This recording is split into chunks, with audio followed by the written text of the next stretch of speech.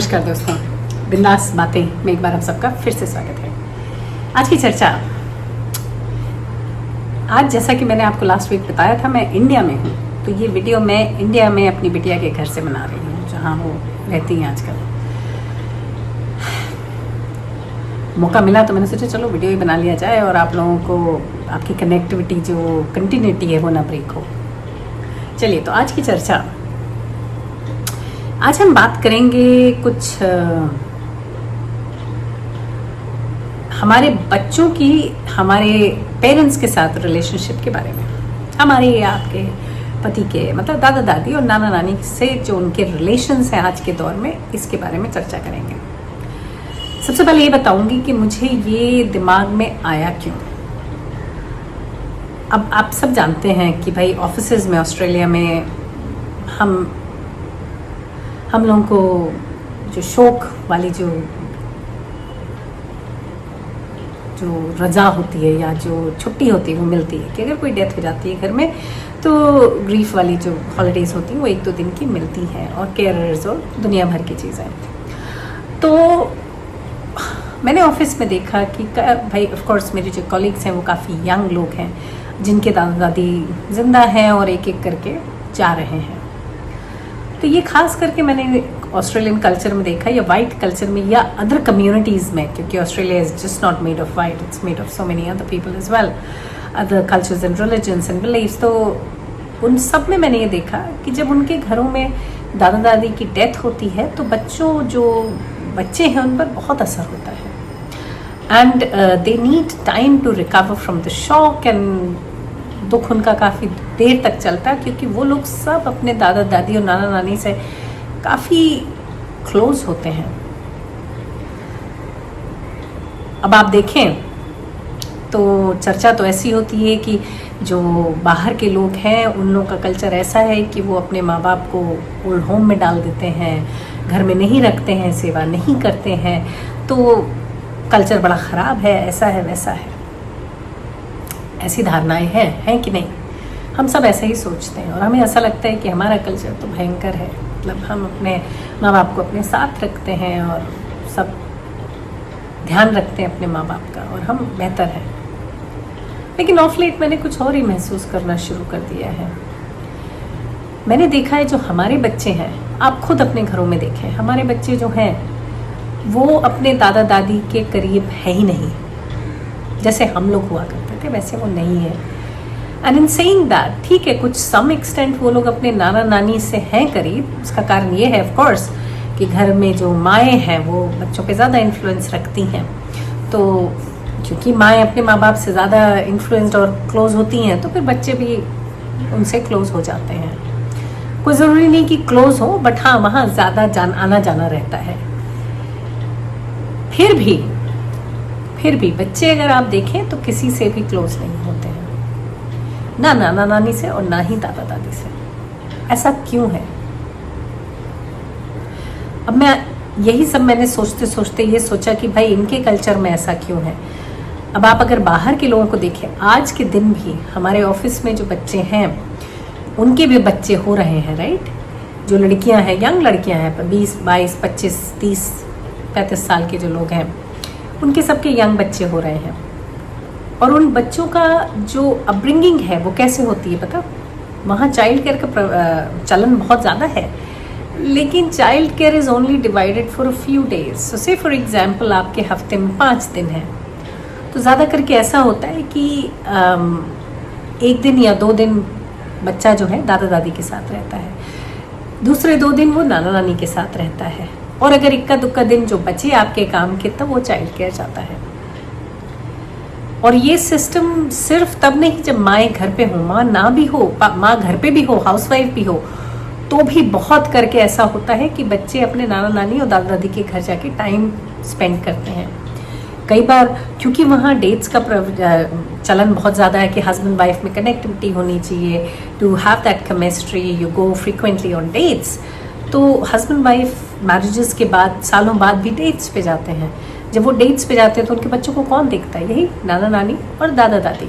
कई बार छुट्टियां जो स्कूल हॉलीडेज होते हैं उसमें बच्चे दिनों के लिए नाना नानी के पास चले जाते हैं, दादा दादी के पास नॉट नेसेसरी कि पेरेंट्स भी जा रहे हैं, क्योंकि पेरेंट्स का तो ऑफिस होता है, वो तो काम पे जा रहे हैं, लेकिन बच्चे चले जाते हैं। तो मैंने देखा है कि वहाँ की जो बॉन्डिंग होती है नाना नानी और दादा दादी से, वो एक अलग ही लेवल का होता है। वो लोग उन लोगों के साथ जेन्युइनली बॉन्डेड होते हैं और जेन्युइनली उन लोगों को पसंद करते हैं और उनके साथ रहना पसंद करते हैं। नाना नानी दादा दादी के पास जाने के लिए वो लोग व्याकुल रहते हैं। बच्चे कह रहे हम लोग तो उनके, क्योंकि उनके वो जो ग्रैंड पेरेंट्स हैं, उनका रोल है उनको स्पॉइल करना, उनको प्यार से रखना, उनको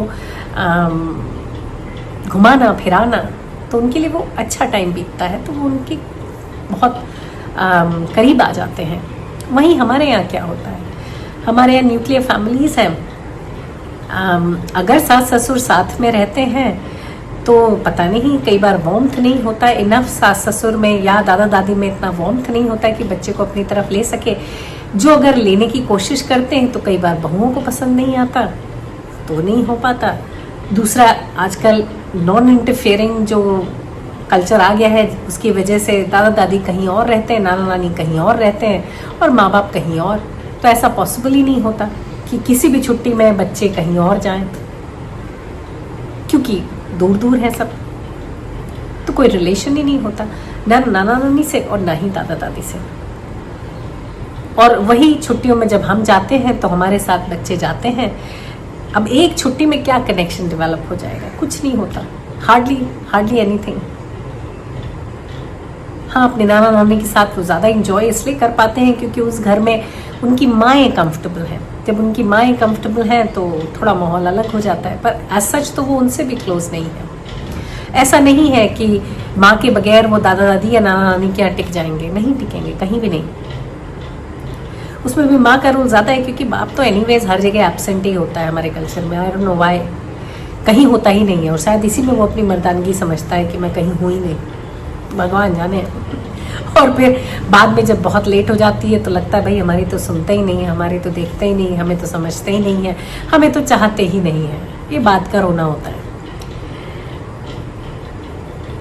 तो मुझे लगा कि ये हम लोग के कल्चर में ऐसा क्यों हो गया है, क्यों हम लोग इतने ज़्यादा न्यूक्लियर हो गए हैं कि हमारी जो एल्डर्स हैं उनसे कोई कनेक्शन ही नहीं रहा। मुझे ऐसी उम्मीद है, क्योंकि अब हम, जैसे मैं हूँ, मैं अब ऑस्ट्रेलिया में हूँ और मेरे बच्चे अब बड़े हो रहे हैं, तो मुझे उम्मीद है कि ऑफ कोर्स मैं बच्चों के साथ ना भी रहूं, लेकिन ये जो कल्चर वहाँ का है वो हमारे यहाँ भी शायद हो। और उम्मीद रखती हूँ कि जो हमारे बच्चे हैं वो अपने बच्चों को मेरे पास ज़रूर छोड़ेंगे। और फिर तो हमारे ऊपर है ना कि हम उनसे कनेक्शन कैसे कायम करते हैं, किस तरह से हम रिलेशन बनाते हैं। बच्चे तो देखिए वार्मथ और प्यार के भूखे होते हैं, क्योंकि उनको कहीं से, हम लोग के कल्चर में आजकल उनको कहीं से ये सब मिल नहीं रहा, ना दादा दादी से मिलता है ना नाना नानी से मिलता है, तो फिर वो अलग हो जाते हैं उनसे और वो कनेक्शन नहीं कायम हो पाता। It is sad, it is very sad, लेकिन है ऐसा।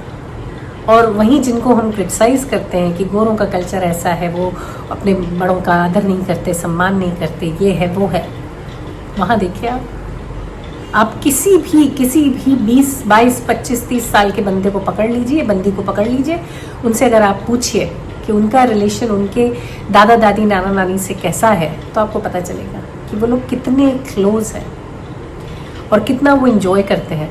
तो माँ बाप पिक्चर में ना भी हों तो भी मैंने देखा है कि यंग लड़कियाँ जाती हैं कि नहीं, आज मुझे अपने नौना के पास जाना है, आज I am with my pops, कि मैं नहीं उनके घर जा रही हूँ उनसे मिलने। कई बार मैंने देखा है जो नर्सिंग होम्स में जो लोगों के ग्रैंड पेरेंट्स होते हैं, वो नर्सिंग होम जाते हैं ग्रैंड किड्स उनसे मिलने, कि नहीं मैं दादा दादी से मिलने जा रहा हूँ, नाना नानी से नहीं, I just have to spend time with them, बहुत दिनों से उनको देखा नहीं, उनकी याद आ रही है। मुझे नहीं लगता हमारे बच्चों को कभी दादा दादी या नाना नानी किसी की भी याद आती है, आई डोंट थिंक सो, क्योंकि वो रिलेशन ही नहीं है। कुछ घरों में होगा, ये भी अगेन मैं ये नहीं कह रही हूँ कि सब जगह ऐसा है, मैं खास करके जो हिंदुस्तानी बाहर है उनसे तो खास करके उनका तो डेफिनेटली ऐसा ही है, और पता नहीं वो ऐसे क्यों है। और ऊपर से ये भी है एक लांछन और है कि दादा दादी नाना नानी को तभी बुलाया जाता है जब बहुएं घर में प्रेग्नेंट होती हैं। तो जब प्रेग्नेंट होती हैं तब दादा दादी आते हैं, वो आते हैं सेवा करने, सेवा करके चले जाते हैं, और कुछ होता नहीं, तो कोई रिलेशन तो हो नहीं पाता। It's very sad, however this is how it is. तो मेरा क्या सोचना है कि हम लोगों को, जो हमारा दौर है, जो हम लोग हैं, हमें इस चीज़ में बदलाव लाना चाहिए। हम लोगों को अपने बच्चों के, हमारे बच्चे बड़े हो रहे हैं तो हमें इस चीज़ को वापस लाना है। क्योंकि अगर आप सोचें तो हम अपने दादा दादी, मेरे किस केस में मैं नाना नानी से उतनी क्लोज नहीं थी, जबकि हम ननिहाल जाके एंजॉय बहुत करते थे।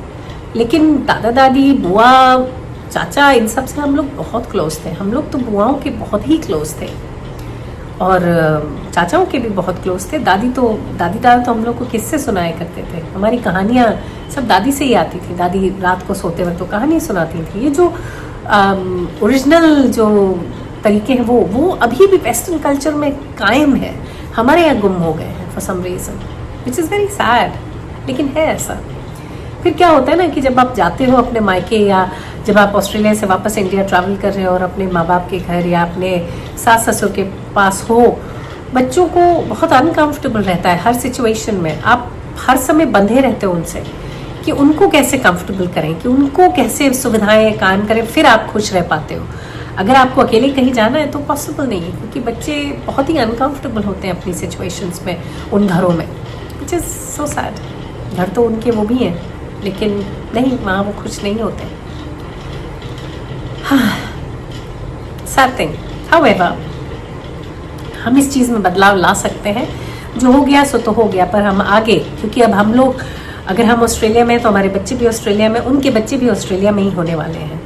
तो हम बदलाव ला सकते हैं कि जो ये हफ्ते का जो टाइम है उसमें हम as much as we can, we should grab the time with our grandkids, क्योंकि लोगों के ग्रैंड किड्स होना शुरू हो गए हैं हमारी उम्र के लोगों में।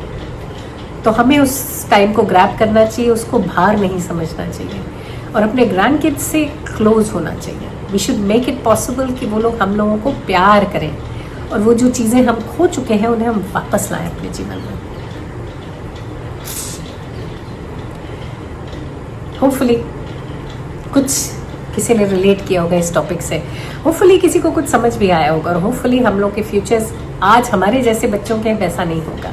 हम लोग वो चीज़ें वापस ला पाएंगे जो हमारे बच्चों ने एक्चुअली नहीं महसूस करी है या खो दी है।